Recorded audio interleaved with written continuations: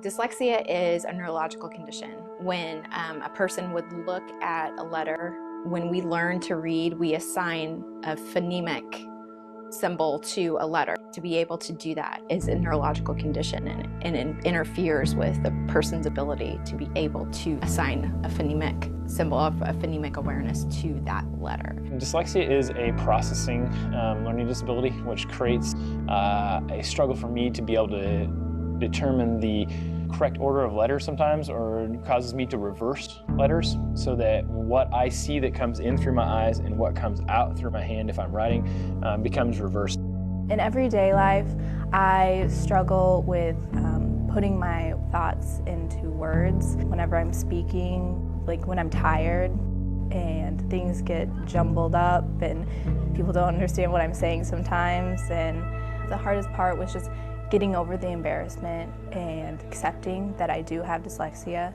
and getting over the fear of not succeeding in life. Dyslexia is not something I can control completely. The more tired I am, the more dyslexic I get.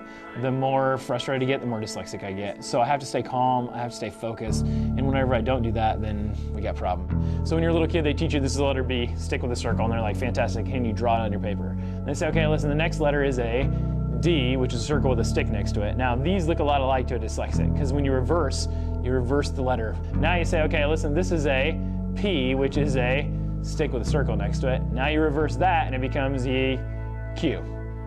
So now you got a problem, because in a dyslexic's head, a Q looks like a P, and a P looks like a D, and a D looks like a B. Misconceptions of dyslexia. I think the biggest one I've ran into in working with students with dyslexia is that it's related to intelligence. And there is no correlation at all. There are students I've worked with who are gifted and dyslexic.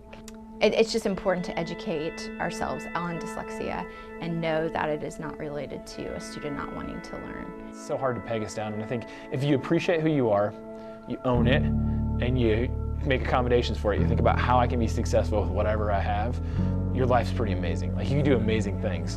I don't think my grades would be where they are if things came easier to me. I just think now I understand that I have to work harder for things, and I understand how to get myself motivated and how to push myself.